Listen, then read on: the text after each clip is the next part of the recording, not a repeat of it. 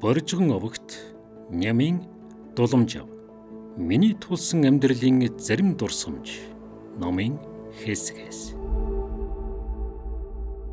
Аавын минь энэхүү амьдралын дурсамж нь тухайн хүний өөрийнх нь амьдралд тулсан бодит түүхээс гадна тухайн үеийн нийгмийн байдал, тухайн цаг үеийн үзэл суртал, соёл хүмүүжил болон аавын минь өөрийнх нь хувь хүний ухамсар, үзэл баримтлал, төлөвшил, хандлага, харах өнцөг, өөрийн сэтгэл хөдлөл зэргээр бичигдсэн гэдгийг уншигч та мэрэгэн ухаандаа тунгаан уншина үзье. Өөрөөр хэлбэл авах гэхэн ухаанаар уншиж, тухайн түүхт мөчийг дүрслэн хүндэтгэн тунгаан хүлээн авна үзье. Энэхүү дурсамжийг нэгтгэн ном хэлбэрт оруулах ажлыг голжлон хийсэн дуламжавын хүүхдүүд бидний хувьд аавын минь бичсэн үг үсэг, бичээс мөр бүхэн бидэнд түүнийг дурсах дурсамж болохоос гадна бидэнд үнэтэй сургаал, түүнийг бишрэхээс судар бичиг, ааваараа бахархах үнэтэй зүйл минь болж энэхүү ажлыг сэтгэл нэгтээ хийсэн болно.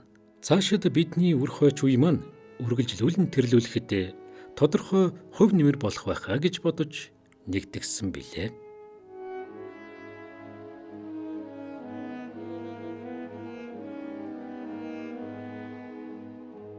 Би өөрийнхөө дурсамжийг тэрлүүлэх гэж оролдохдоо амьдралдаа тохиолдсон бүх үйл явдлыг нэг бүрчлэн тоочхыг урьдчил болгосонгүй.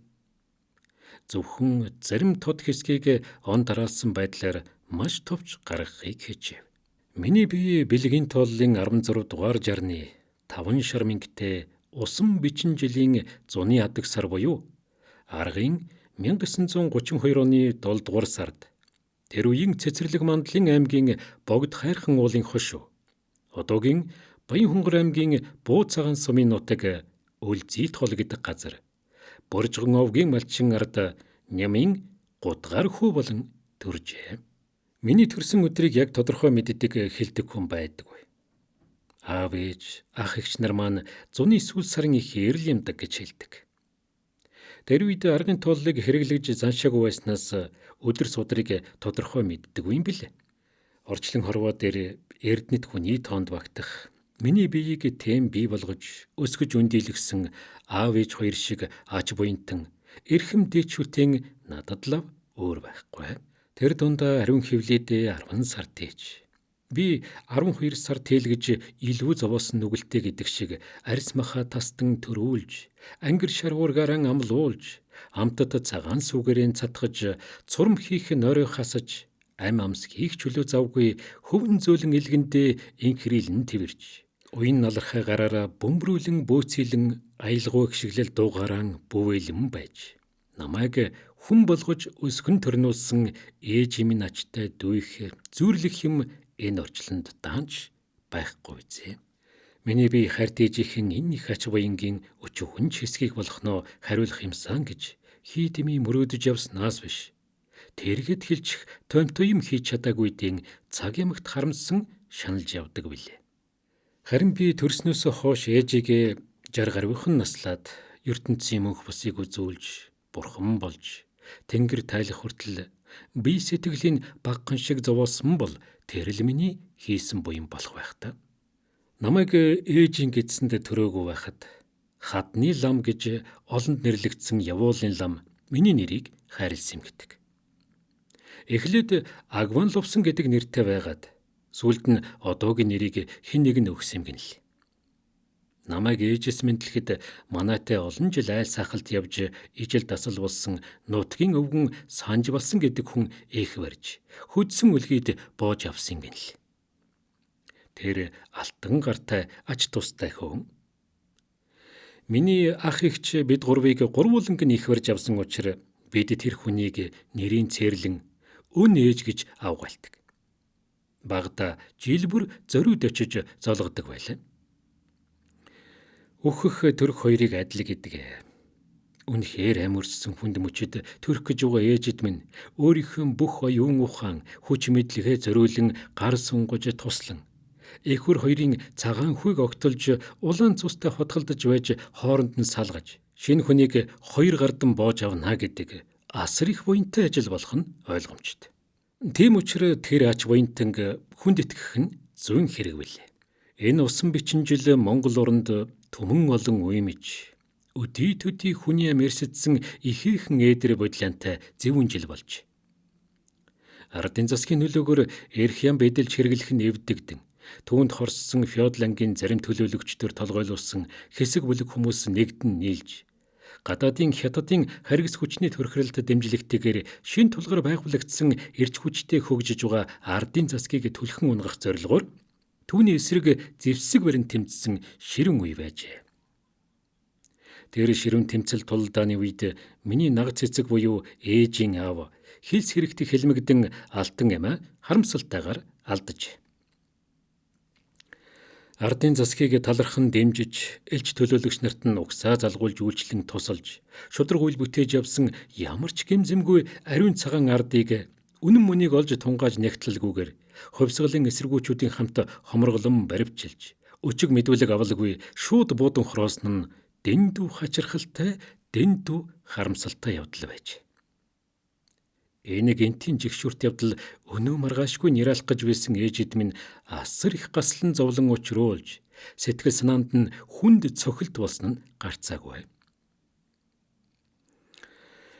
Ингэж наг цаав минь бараг урд өдөр нь буудуулж, би маргааш нь төрсөн гэдэг. Ийм зөвүүн цагт ганц хоногийн зөрүүтэй төрсөн эцэг бусдын гарт хөнөөлгөж өгөхийн цагт хүүхэд төрүүлсэн нялх биетэй ээжид минь ямар хүнд хэцүү байсныг үгээр илэрхийлэх аргагүй. Сэтгэл санаа нь гүн хямралд орж, давчдаж, бачуурсан хүнд тухайн үед юу эс бодогдохвд. Тэгээд ч ээж минь намайг эцгийн минь толгойг залгиж байж гарсан золиг гэж хэлсэн нь аргагүй. Энэ бол төрүүлсэн үрдээ өшрөхсөн дөөн биш. Аавыга хорвогийн жам үйлийн лайгаас гадуур хууль завхруулагч тэнийг ярахчдын гарт хөнөөлгөж харамсан бухимдахтан ингэж хэлсэн нь эргэлзээгүй. Харин ч ээж минь уужуу тайван ухаантай тэсвэр төвчээртэй тулдаал гаслан гунж нүүрлсэн энэ хүнд хэцүү мөчийг хатан зөргөрөн давж чадсан хэрэг. Нэг бага насны зарим дурсамж намайг дөнгөж 2 ойтой байхад удаах дуу мэндэлсэн тул 2 жил хайртай ээжийнхэн халуун элгэнд тэврүүлж цагаан сүгэн шимэх учиртай байжээ. Ингэж би арга буюу эмэг ээжийнхэн өвөр нөмөрт шилжсэн. Эмэг ээж минь намайг хэвлийдээ тээж төрүүлээгүй, цагаан сүгэрэн амлуулаагүйч төрүүлсэн ээжээс дутахгүй хайрлан инхрийлж төрнүүлж өсгсөн нь миний шүтээ минь бил. Би 11 нас хүртлээр эмэг ээжийнхэн өвөрт унтаж, хоосон мөмийн үлгэж боожсон хүн.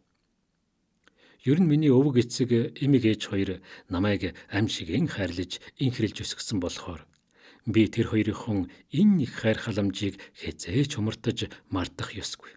Мартахчгүй гэдгийг андгаалъя. Миний өвөг эцэг эмэг их хоёр амьдралдаа 2 хүү төрүүлж, отхон хүүгээ нялх багдан зуурдаар алдаж, ганц хүүтэйгээ нас илээжээ. Би бурхан болооч хүүгийнх нь 13 насны дээр үлдсэн ганц хүүгийнх нь хүү болж төрсөн учраас намайг түүнийхэн сүнс хойд төрөл гэж үзэж улам илүү хайрлан эрхлүүлж байсан байна. Миний аав, ээж, өвөө, эмээ, эгч, ах болон бусад ойр дотны төрлийн хүмүүс нутаг нугийнхан намайг нялх байхдаа мах мирайхтай, өтгөн хар дайхтай, том хар нүдтэй, ёстол төрсөн тэлсэн олны дур татсан хөөхөн хүү гэж өхөөрдөн ярилцдаг байж. Тэгээд чи манай өвг эцгийн эгчээс нь гарсан түүний зээ дүү хүүхэн ханд хөргөн сүрэн хорноор намайг үрчилж авах гэж их гуйсан боловч ээж минь ахтайгаа хоёулахнаа юм хөтөлцөж явгая гэд тэр айлд өгөөг гэнэ. Мөн аавын нагацх дэндв гэдэг ихээ ном эрдэмтээ зурх ажиллам миний зураг тойргийг үзээд айл дөргүүлэх нь үлдсийн муутай юм хэрэггүй bizээ. Гэртээ байвал чухал хүү байна. Харин намайг ингэж хэллээ гэж хөх сүрэн хордод дуулгаж болохгүй шүү гэж аминчлан захиж зөвлөсөн юм гэнэ. Нэрээ тэдний дөргүүлсэн бол би айл эрт үхсэн байж ч магадгүй байсан юм бэл. Яагаад гэвэл тэр айлын өргөж авсан 2 хүүхэд нь залуудаа нас барцгаасан. Ийм юм болохыг зурхайч ах маань зурхаан аргаараа урдчлан таамаглаж сэрэмжилүүлсэн бололтой байл. Үнэхээр сайн зурхайч хүн хэр баргийн юмыг алдаж хэлдэггүй байсан байх л та. Хөөрхий тэр ах минь 1937 онд лам нарыг хоморголон баривчилж хөнөөх үед мөн л хэлмэгдэж цааслуулсан юм. Ингээд би 2 настайгаас эмэг их өвөг эцэг хоёрын хон гар дээр эрх тэнх төрнөн боожиж өссөн бөгөөд тэр хоёр намайг хэд хайрлан эрхлүүлж төрсөн аав ээж ах зах хүнээр үг хэлүүлэхгүй өмөрдөг байснаас багвалчир би түүнд нь өөгшөж төрөөвэрж дэндүү дурааран байдаг болжээ. Үүний улмаас ихээхэн зож гэрч гэртээ гаднаас хүн оруулах дургүй төдийгүй төрсөн ах дүүгээсэн хоол унд тоглоом наадгай хүртэл хармалдаг болсон байна. Яаж эрхлүүлж байсны нэг тодорхой жишээ бол намайг дөнгөж 5 настай байхад өвөг аав минь надад гаанс тамхи бэлдэж өгч би тамхи гэдэг хорыг тийм багаасан татж сурсан юм. Хоёр хөгшин надад хязгааргүй хайртайдан ингэж эрхлүүлж байсан болохоор тэдний буруу гэж юу байх вэ? Миний энэ эрхэд дураараа явдал зөвхөн балчир насны төр зургийн үзэгдэл байсан бөгөөд цаашид тийм гаж буруу дадал хүмүүжил надад төлөвшөж тогтоогүй юм шүү гэдгийг хэлэх хэрэгтэй. Намайг баг байхад Орос хятадын бараа аль аль нь ирдэг байсан боловч тийм ч их элбэг биш. Хүрлцээ муутай байж. Түүний дотор хүүхдийн тоглоом нэн ховор байл. Аав аян жинд яваад ирэхдээ хаяа жаалжуул тоглоом авчрах боловч хангалт муутай л байсан. Бага насны хүүхэд бидний гол тоглоом наадах нь байгалийн чулуу, элс шавар байсан юм. Хураг шиг тугал бэр ойртуулж эргүүлэхдээ хээрээс их байгалийн урлан бүтээсэн нэмгэн, зузаан, дөрвөлжин, бөөрөнхий янз бүрийн өнгө хэлбэр дүрстэй чулуу цуглуулж, зармийн засаж янзлан гэрийн гадаа малын бэлчээрт гэр барьж мал сүрэг бэлчээж тоглоно. Манай өвлжөө хаварж зуслан намаржаны газар бидний олж цуглуулж нааддаг чулуу, шил, шаазан, тоглоом наадам учиргүй хөглөрж байдагсан. Тэр тоглоомын үлдэгдэл суурь одоо ч байдаг юм билий. Гой хөөрхөн дүрс хэлбэртэй зарим тоглоом хайрцаг завнд хийж, нутаг сэлгүүлж нүүхтээ үргэлж ажиж явдагсан. Зуны эвлэрэлд гол горхины зах худгийн дэргэд нойтон элс шавраар элдв төрлийн юмны дүрс хийж тоглох боловч энэ нь улирлын чанартай юм л да. Би бүр багада 3-5 наснда эгч ах хоёрын орж тоглодог тоглоомыг юм л бол хураагаад тараагаад хайчихдаг их дүрсгүй байснаас тэр хоёр надаас нуугдаж хэр очиж тоглодог болсон. Харин жаахан төрнөж 6-7 настайгаас тэгж дүрсгүйтгэн болж өөрөө урж хямгадаж тоглодог болсон бөгөөд үргэлж эмхэлж цэгцэлж хайрлж хадгалдаг байл. Чулуун тоглоомын хажуугаар цай, дайлан, давууны яарлаг, чихрийн буудал, тамхины хайрцаг зэргийг цуглуулan хурааж наадаг байсан юм. Игч цаас хайрцаг хурааж хуримтлуулсан байлаа. Эдгээр нь бидний үеийн хүмүүсийн бага насндаа наадаж байсан бараг цорын ганц тоглоом байсан юм шүү. Харин ертөнцийн бараг улс орон болгоны амьтан юм шиг үйлдвэрлэсэн орчин үеийн хэдэн зуун мянган төрлийн гоё чамин хэлбэр галбиртай тоглоом, наадам, ханаж, цадаж түүнийг ч тоохгүй шахан болсон одоогийн хүүхдүүдэд бидний тэр тоглоомыг нүдний болон гарч тоож харахгүй хог новчтой зүрлэхэд гэж бодогдно л тоо. Багада миний наадаж байсан өөр нэг гол тоглоом бол бог малын шагаа юм. Шагаагаар дөрвөн бэрхэ буулгах, таалцах, няслах, өрөх, шүүрэх, мориорлдуулах гэх мэт олон янзаар тоглодог байл. Төв сүрэн газраас алслагдсан болоод ч тэрв манай нутагт эвлүүлж угсардаг ухаан задлах оньсон тоглоом наадах нэн ховор байлаа. Би ер нь багаас зүрх муутай аимхай хүүхэд байсан юм. Гүзээ гэлэн хочтой, урт цагаан сахалтай өвөгжөр насны дамдин гэдэг хүнээс сүнсээ залтлаадаг байл. Энэчлэн олон хүнээс их айж зүхтдаг байж. Мөн элдв төрлийн хорхой, ялангуяа могойноос учиргүй хайн. Бүр 10 хэд хүрсэн хойноо адуунд явж байгаад нэг их урт том хар ирээ могоо цагирглаад хэвтэж байх шиг харагдаад адуугаа ч ойртуулахгүй ухаангүй айж гэртээ шууд авчиж ирлээ. Гэрийнхэндээ хэлтэл үнэмшдэг хүн байдаг. Тэднийг итгэхгүй болохоор гомдсон гэдэг ч яадаггүй. Дүү бигзигийн ятгаж угаад 10-аад км газар хамт очиж үзсэн чинь Тэмээний ноос адууны хялгастай хольж томсон хар ирийн дээсний 2 м урт орчим тасархаа хэвтэж ухаан тэр. Түүнийг могой гэж айж хөглж явлаа шүү дээ. Намайг 5 настай байхад буюу 1937 онд эмэг ээж минь дөнгөж 51 нас хүрээд сайн ламаас сахил хүртэн үсээ хосуулж чагунц боллоо. Баг байсан болохоор надад их сонирн байж билээ. Тэр жил ламнар баригдаж бүр сүлд нь эмэг ээжийн төрсөн дүү дээр цухас өгүүлсэн зурхаач дэндв ахыг баривчилсан. Ер нь миний аав ээж хоёрын ойр холын хамаатан садан хэд хэдэн сайн ламнар баригдаж хэлмэгдсэнтэй хөргий. 1939 оны 100 миний аавын хамаатан Балган Жавгай авгаатайгаа манад ирж хэд хоног амарлаа. Тэр үед Балган Жавгай Улаанбаатар хотод аж үйлдвэрийн комбинатын намын хорооны дарга гэдэг өндөр албан тушаал хасч байсан учраас H8 гэдэг гоё хар шилэн Ford машинтай айлчлан очисон бөгөөд манайхныг том жижиггүй машин суулгаж зугаацуулсан. Манай нутгийнхан бараг анх удаа суудлын машин тэр дундаа ийм гоё тэрэг үзэж байгааг болохоор хавь өөрийн бүх хүн зориод үзэх гэж манайд шавдаг байл. Миний хувьд ийм гоё машин ундаг том дарга ахтайгаар бахархаж аминд их л додгор сүрхий амтан байж билээ.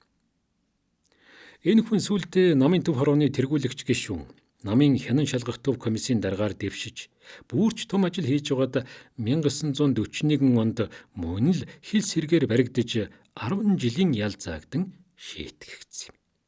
1940 онд санагдана. Ах хуучин Монгол бичгийн бүлгэмд хэд хоног сууж Монгол бичиг заалгаад багсаг мэддэг болоод гэртээ ирлээ. Би гэдэг сониуч саваагүй амт. Ахын гар бичмэл Монгол бичгийн урагдж салбарсан цагаан сурах бичиг зэргийг харж ах аав хоёроор А, Б гэх мэт үсгийг ялган хэлүүлж зүслэн, нүдлэх, дуурайлгах, дүрслэх, цээжлэх зэргээр оролдон байж хаалтар хултар уншиж муухан бичдэг боллоо. Дараа нь ном хэвлэл олдсон хэрээр уншиж бичсээр гүйжрийн хэмжээний бичээж болсон юм. Дүрм заалгаагүй. Бие дааж оролдон сурсан учраас гүйжрийн гэж өөрийгөө нэрлэж байгаа юм. Харин хожим ээж минь айл байсан Монгол бичиг мэддэг Буянбат гэдэг хүнд хадаг идээтэй шав оруулж заалгах боллоо. Гэтэл тэр өвгөн хуучин Монгол дээр хэвлэгдсэн ханчуу наваг үлгэрийн далаа гэх зэрэг судруудыг уншуулж цээжлүүлдэг байснаас биш дүрм бас заасангүй. Өөрөө ч дүрм мэддэггүй байсан бол. 1942 оноос хуучин Монгол бичгийг халж Кирилл шинэ бичгийг хэрэглэх боллоо. Шинэ бичгийг хүн бүр сурч эзэмших шаардлага гарлаа. Гэтэл жалгын нэг тарсан малчин ардууд түүнийг сурч эзэмшихэд бэрхшээлтэй байсан. Гэлээч би шинэ бичгийн 35 үсгийн гар бичмэл олж аваад хуучин бичгийн цагаан толгойтой харьцуулан бас л нүдлэн цээжилж дуурайлган дүрслэх замаар бие дааж оролцсоор уншиж бичдэг боллоо. Гэтэл сумын төвд очиж бүлгэм цуух даалгавар ирлээ. Аав намайг 14 хоногийн хоол хүнстэй сумын захиргааны урлагч дарга Хаян Хэрвагинд хүргэж өгч суулгасан юм. Тэгээд бүлгэмд сууж Соном, Должин гэдэг хоёр хүнээр шинэ үсгийн цагаан толгой заалгаж эхэлвэ. Би урд нь бие даад сурсан болохоор толгой зовоохгүй 7 хоноод шалгуулж, тайлагдсан үнэмлэхээ аваад гэртээ харсан. Бүлгэмийн хоёр багш маань надаас дээргүй хүмүүс байсан тул би ёстой л даналзаад гарсан хэрэг. Хуучин шинэ бичгийг би ингэж л сурсан түүхтэй юм да. Аавд нэг хятад сампин байсан бөгөөд сампингийн үйлдэлүүдийг Хэрваргийн хүнээс дутахааргүй хийж сурсан юм. Үүнээс бол болон дөрвөн үйлдэлийн ямар ч өгүүлбэртэй бодлогыг боддог болж чадсан. Энэ нь сүүлд сургуульд ороход надад маш чухал түлхэц өгч дөхөмтэй болсон юм. Миний өвөг аавын хоёр нүд хараагүй болж таг сохорсон учраас аж тустай хэн хаавгааг чих тавьж ирд сурж байсан юм л да. Тэгтэл Завхан аймгийн намын хороонд ажилладаг Ядам сүрэнгээс захидал ирж манай аймгийн Лодон гэдэг нэртэй сайн эмч доктор байна. Нааша ирж түүнд үзүүлж эмчлүүлэхгүй юу гэж бичсэн байл. Тэгэд манайх гэрээрээ 1941 оны зуны ихээр Завхан аймагт нүүж очиж өвөг аавын нүдийг тэр хүнд үзүүлэх боллоо. Нүүхтээ бүх малаа айл айлд тарааж өгөөд гэрээ хөнгөлөн гол эд хогшлоо байшинтай хийж орхин авч явах ачаа барага хідэн тэмээнд очиж нутгийн 2 хүнээр туслуулан явах боллоо. Мөн ичэнд хэрэглэх 50 орчим бүдүүн эр хонь тууж, жижиг хүүхдүүдээ арганд хийж ачин, томчууд нь морь унаад хэд хоног явж Улиастай хотод хүрч очив юм. Тэнд очиод нөгөө лодон эмчэд хожим хүний гавьяат эмч профессор цол авсан хүнд үзүүлж 3 сар шахам эмчилүүлсэн боловч ямар ч засал аваагүй учраас намар нутагт ам буцаж ирлээ. Миний бие 9 настай байхдаа анх удаа алс газар явж аймгийн төвд суусан минь энэ юм л та. Манайх их баг 2 гэрэрийн ар залуу гэдэг өвөлжөөнд өнтөө сайхан өвөлжиж байлаа. Гэтэл манай сумын баруун залгаа Говьалтай аймгийн Дэлгэр сумын нутагт манайхаас ердөө 15-аас 20 км-ээс хэтэрхүү газар хүн барьж иддэг махчин гэдэг аюултай амьтан бий болж гин. Түүний 2 хөлийн тавхт үс ургасан, маш их хурдан түүнд гүйцэгддэггүй юм гэж байдаггүй. Бас их хүчтэй, ямар ч барьж чадaltaй хүнийг тэр дор нь бариад идчихдэг. Тэгэхдээ хүний ээлэг тарих хоёрыг хамгийн түрүүнд иддэг. Ер нь олон хүн барьж идж байгаа юм байхаа гэсэн аимшигт юм гинт долдлаа шүү. Энэ яриа тэр дорон түгж тархаж олон түмнийг түгшиж айлгах боллоо. Аав алс хол аянжинд явчихсан манай 2 гэрт 2 нүд сохор өвг аваас үр тулахтай ирхэн байхгүй. Хөгшин залуу 2 ээж, 1-14 насны хэдэн хүүхэд. Залуу наснаас манайд байж, хонь хариулж, аргал түшээ түүхээс цаашгүй ухаан мэдрэл бүрэн биш хөгшин авгаа. Ийм л хэдэн тормоотой хүн байсан юм л да. Ийм учраас тэр аюултай махчнаас ухаан зулггүй айдаг байл. Ялангуяа хонь хариулах, бодмол эргүүлж ойртуулах, аргал түлш түүх, ус цас авах гэх мэт гэрээс гадагш гарах ажилд их сэрэмжтэй ямагт айж имэж явсан. Хүн харагдвал нуугддаг, зүхтдаг байлоо. Манайд улаан хөлтэй амтан гэртээ бараг ойртуулдаггүй. Дааган чинээ 2 том нохой байсан бөгөөд тэр 2 том их найдаж альва юмд явж угаад хоног таарсан том хүн ирж хонвол учиргүй их ол зурхаж баярлаа. Ер нь тэр үед махчнаас айгаад тэгж явах хүнч нэн ховор байсан. Тэгтэл нэг өдөр хонд явчихсан хүнээс бусд нь гэртээ байж байтал баруун урд зүгээс өндөр том явган хүн ирж явахыг их болоос харлаа шүү. Гадаг шимд яваагүй гэрт үлдсэн арай томхон хүүхдүүд бид томчуудын завраар гэрээсэн үргэлж гарч ирж алсын бараг хардаг болохоор тэр хүнийг тийм холоос харсан. Айсан хүнд аргал хөдлөн гихчээр манайхан том баггүй цөмөөрөө гарч хараад яа харахгүй нөгөө махчин хүн одоо яадаг үлээ гэж сандарцгаал.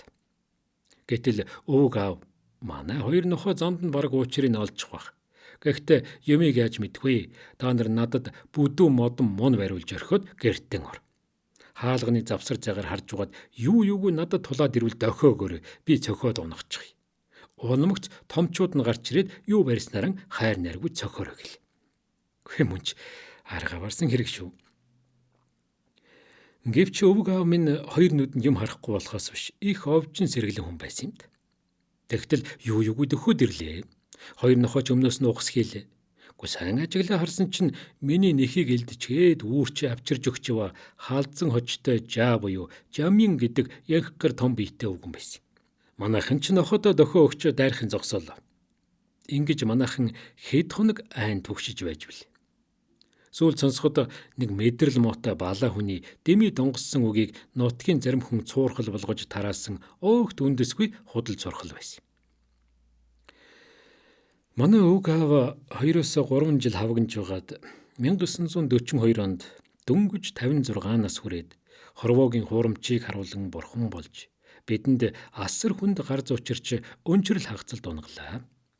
Ялангуяа ажил амьдралд нь залж чиглүүлж, өмөг төшиг, нүмер нүүлэг болж байсан хайрт эцгийгэн алдаж өнчрөн хоцорсон аавд минь ямархан хүнд хэцүү байсныг эвлүүлж хэлэх аргагүй юм аа. Тэрчлэн нэг гэртээ дөрвөлхнээ тусдаа амьдарч байсан эмэг ээж, эгч бидэд асар их өнчирсэн юм да. Манай суманд баг сургууль байгуулагчнаас хойш дүү бит хоёрыг сургуульд ор гэж жил бүр хөөж ирдэг боловч янз бүрийн шалтгаан зааж чөлөөлөгдөж байгаад 1943 онд бэгц маань явах болсон юм. Ингээд эмэг ээж баг гэртээ сумын төвд очиж дүүтэй цог өвөлжих болж би тэр хоёртой төв орж сар орчим хамт байгаад хөдөө их гэртээ гарч ирлээ. Ингэж би анх удаа эмэг ээжээсээ холдож аав ээж, ах дүү нартайгаа хамт амьдрах боллоо. Өөрөөр хэлбэл ганцхан унтаж эр хүн болох зам нэгдлээ. Гэлээч 1-2 жилдээ нөгөө эрх тааваараа байдаг зангаараа ах ихч ээжийн аль нэгээр ороо засуулж хучуулж унтдаг байл. Гэвч инхрийлүүлж эрхэлж байсан бага нас шувтарч ээж аав гэр орныхондоо чадах чинээгээр эн тосолж юу чаддган хийх цаг боллоо гэдгийг ойлгож байсан юм. За ингээд аргал түлээ түүх, хонь хариулах, үхэр адуу тэмээ ойртуулах, худгийг ховоогоор ус татаж маллах, унаг тугал барьж уях зэрэг аргамжих, үрээ дааг сургах, ундны ус цас зөөж бэлтгэх, хонь хяргах, ямаа самнах, унгасноос савх зэргээр гэр орны ажилд оролцож эхэлсэн. Манай өвөг дээдээс хэдэн үеэрээ малч ажилч удамтайн дээр миний ээж аав хоёр бокс хийхгүй хөдөлмөрлөдөг ажилсаг хүмүүс байсан юм. Ийм учраас тэр үед манайх нутагта тэргүүн баяны нэгэн тооцогддог байсан бөгөөд 1000 орчим хонь, 100 адуу, 30 үхэр, мөн төдий тооны атан тэмээ 100 шахам ямаатай айл байсан юм. Мал малын захтай болохоор сумынхаа нутгийн хамгийн захад өвс ургамал ус бэлчээр өгөөж сайтай, өгөөмөр сайн баян газар нутгалдаг байсан юм да. Аав ээжийн малч ажилсаг сайхан чанар надад үлгэр дуурайл болж мал маллах сонирхол төрүүлээ зогсоогүй. Аливаа чиглэсэн зорилгодоо хүрэхийн тулд мах руу тууштай ханддаг чадвартай болгон хүмүүжүүлсэн билээ. Би 18 нас хүрч сургуульд явтлаа малын дэрэгдээс холдоогүй. Мал адгуусыг адгуулан маллах арга ажиллагааг муугүй сурч эзэмшиж, зохиох дадлагтай болсон бөгөөд гэр орны бусад бараг бүх ажилд идвэх чармаалттай оролцсон зүтгэдэг байлаа. 1944 оны бичин жилийн 100 манай нутагт хур бороо нэн ховор маш их хуур ашилттай улаан гам болсон 100 өнгөрлөө. Энэ ахтар сөрхий гангийн уршгаар ногоо бараг ургаагүй учраа мал тарга твэргээ олигт авч чадлагүйгээр хүйтний улиралтай залгасан юм. Бараг халуун намраас эхлэн ойр ойрхон их цас унаж, олон дахин хүчтэй цасан шуурга болж, учиргүй хүүтэрснээс нийт нутгаар хөрөлсөн хатуу зузаан хунгар тогтож мал хазах өвсгүй боллоо. Угаас тарга твэрг авч чадаагүй мал хүйтэнд гаднаас харагдаж, дотроос хоол гүйцсний улмаас бөөн бөөнөрөн үхэж байл. Бод мал тэр дотор адуу хүчтэй цасан шуурганд уруудаж хэдэн өртөө газар явж олноороо хяарч нилээд хэсэг нь нуур цөрөм дунж үхсэн юм. Ийм л гамшиг болж байлаа шүү дээ. Манайх тоглог дулаан өвлжөөндөө өвлжихэд байтугай удаан байх болцоогүй болсон учраас өв сургамал сайтай цас цууд арай гайгүй шиг нутаг руу алс холыг хайхралгүй нүүж хүрэхээсөр аргагүй боллоо л доо. Ингээд өвлжөнөсөн чилгэр 2 өртөө зайтай газар ойр ойрхон бууц сэлгсээр нүүж хүрсэн. Энэ хатуу хүнд нүүдлийг хэдэн шилмэл атныхан хүчээр хийж, зорьсон газартаа хүрч өвлжөөндөө гарц хохирлгүй арай гайгүй давсан юм. Гэлээч гисэн хонь хүрэхийн бараг талыг адууныхан 3/1-ийг буюу азар гадууга 2-3 тэмээгээ энэ сүрхий зуданд алдсан та. Тэр гамшиг зуднаар би их чихээ хамт хонь үхрээ нүүдэл дагуулan хөрөлсөн цасны дундуур гэлдрүүлж өдөртөө 4-5 км газар явж шинэ буусан газар хүрнэ. Тэндээ хэдхэн хоноод дахин нүүж тоолсоор хүрэх газар очсон болно.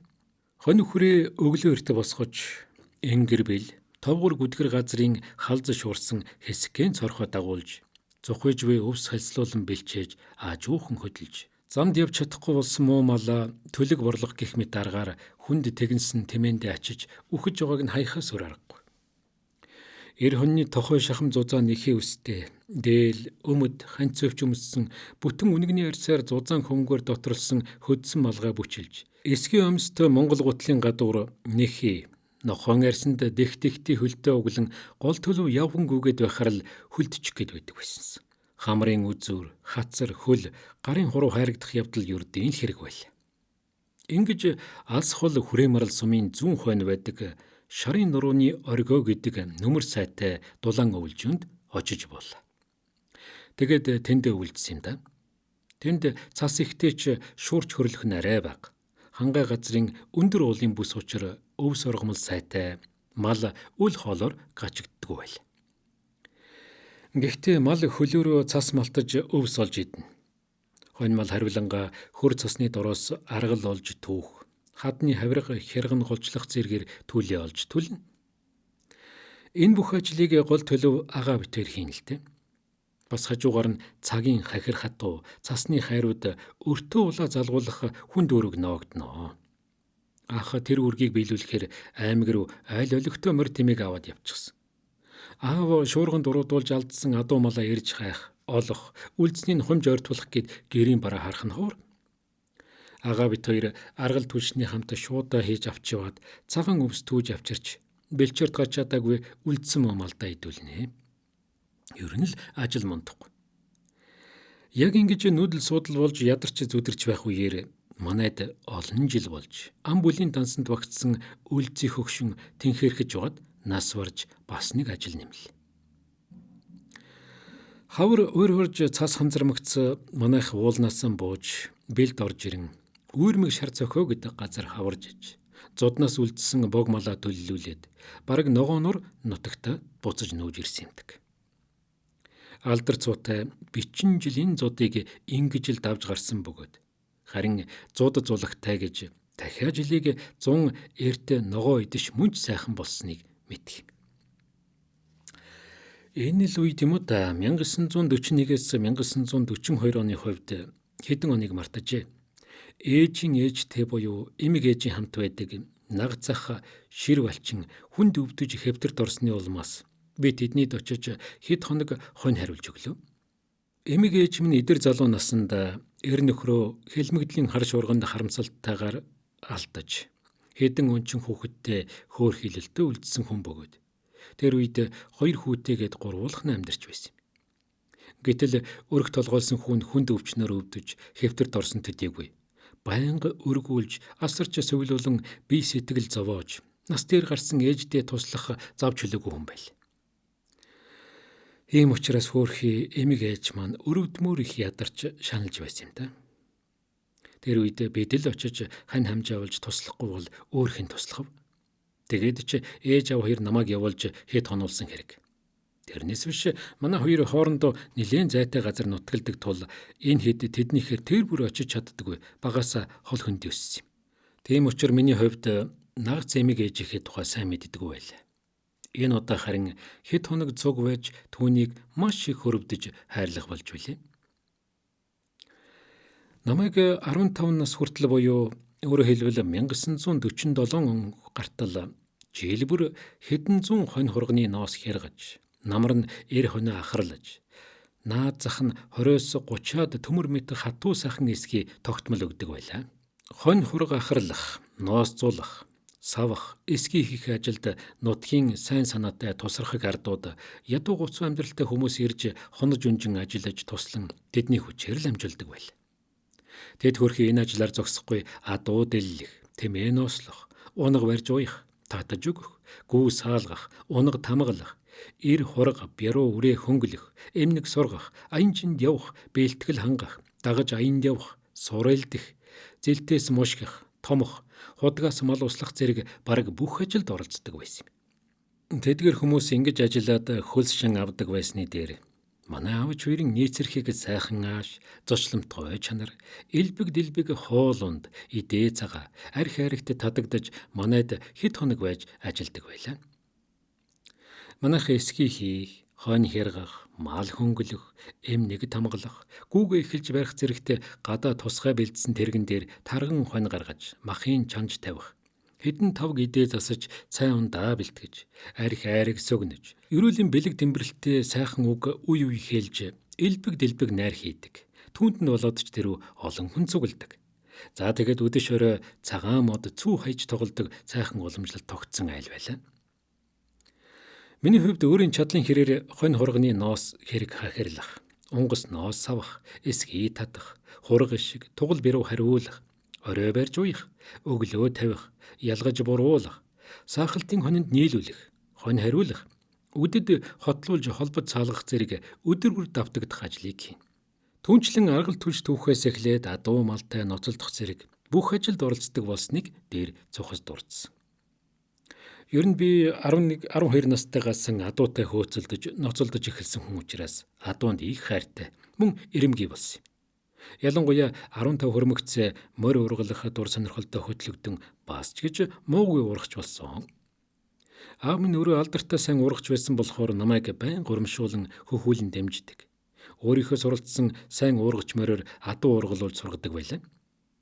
Намайг овоо томорч морь дөрвөн ургалдаг болсныг илүүтэй дэмжиж, надад 1 жил 2 сайн урагч морь, нэг нь 2 залуу мороор бүгд 4 морь барьж өгчөөж авч өгч байсан юм да. Завхан аймгийн Одхон сумын Баян чөлтмийнхээс авсан борлог морь. Бөөн адууны дотор морь ургалахад сайн чойжин сүрэнгээс авсан хүрэн зээрд морь. Бөөн адуун дундч гарч цойлж зүгтсэн адуундч жигд сайн эр хүний хиймэр сэргээсэн үнэхэр аргамаг сайн хүлэг байсан та. Тийм учраас сүүлийнх нь миний хамгийн хайртай морины нэг байл. Би тэр сайн мориороо олон ч адуу ургалсан дөө. Харамсалтай нь бага залуу насны гэнэн хөөрөв өнгөрөө зангасан болж халуун зун хол газар унаж давхиж багийн хуралд очиод айлт хоногтоо их хөлөрсөн морийг хужиртай газар тавьснаас жиндүүлээд алдчихсан юм. Ааваа сайгаад энэ тухайга хэлээгүй учраас хангай газрын чийгт түүхий адуу говирхох газар ирээд гачигдаад өгчих шиг боллоо гэж онц тогтсон боловч аль алийг барьж имчилсэн хэрн дийлдэггүй өнгөрчихсэн юм л да. Хэрвээ би эренгүүтээ аавд үннийг хэлсэн бол цаг алдалгүй имчилж эдгэрүүлэх байсан баг. Би морь ургалахын зэрэгцээ эмнэг хангал адуутай байнга ноцолдож ямар ч булигдаг догшин ааштай адуунаас айдгүй булигдаг морины нуруунд дээр сайн тогтдог хэртэл бол ундаггүй байл. Олон чимнэг адуу сургасан та. Манайд надаас өөр хүн хавддаггүй ааштай догшин морь байлаа. Миний морь мордоод явхад гүйн хар алхаатай, унахад эвсэгхэн, гэмн мордонгууд зөрж болигдаг, хээр явж угаад ялгүй юмнаас босгох маяг үзүүлж тэр чихтэй удаан болигдаг хүрэн зэр зүсний сайхан морь байсан юм. Түүнийг надаас өөр хүн бараг ундаггүй байгаад намайг сургуульд явснаас хойш худалдсан ч гэлүү, агтанд өгсөн ч гэлүү ямар ч гэсэн үгүй хийсэн гэдэг. Хэрвээ би сургуульд явж албан ажлын мөрхөөгөөгүй адуутайгаа нуцалсан чигээр байсан бол нэлийн сайн морь байх байсан болов уу гэж боддог юм. Ихээхэн салан учраас адуу малд явж угаад бүсэндээ хавчуулсан хуй чөдөр гэх мэт зүйлээ хээр бишгүй л хайж гин. Түүнийг аав сайхтаа хэлэхгүйгээр эргэн явсан ирсэн газараар мөрөө мөшгөж хөөж заавал олж автагсан. Аав юмаа гээснийг мэдлээ гэхэд салан гэж зэмэл нүгүйхээс барагтавал зодохгүй л дээ. Гэхдээ зодлоо ч гэсэн миний буруу юм чи яхав. Гэхдээ ааваас айлгүй яваагүй. Бүр учиргүй хэн. Би өөрөө буруу юм хийсэн аав түүнийг мэдсэн шинжтэй байвал аавын харц нь хүртэл аймаар сүртэй юм шиг санагддаг. Энэ бол багаасан аавыгаа дээдлэн хүндэлдэг хүмүүжилтэй, дэглэмтэй, даруулагтай өссөний гэрч юм. Энэ бол бас аавда хичнээн хайртай байгаагийн баталгаа мөн. Хүн ер нь аав ээж хоёрыг хайрлан хүнддэг юм бол тэднээс айж, эмээж, үг зөвлөгөөг нь дагдаг байх ёстой. Аавын үг алт, ээжийн үг эрдэнэ гэдэг. Энэ бол зүгээр нэг зөөрлөж толгой холбож хэлсэн үг огтхоонч биш. Чин үннийг цэцэн цэлмэг онож хэлсэн хэрэг. Ягд гэвэл аав ээж нь төрүүлсэн үрдээ хязээч муу юм санаж, буруу зүрүү үг хэлдэггүй юм. Харин тэднийг цаг үргэлж сайн сайхан яваасай. Муу муухай юм битгий хийгээсэй гэж байнга санаа тавьж, үн цэнтэй үг сургаалan хайрлж байдаг.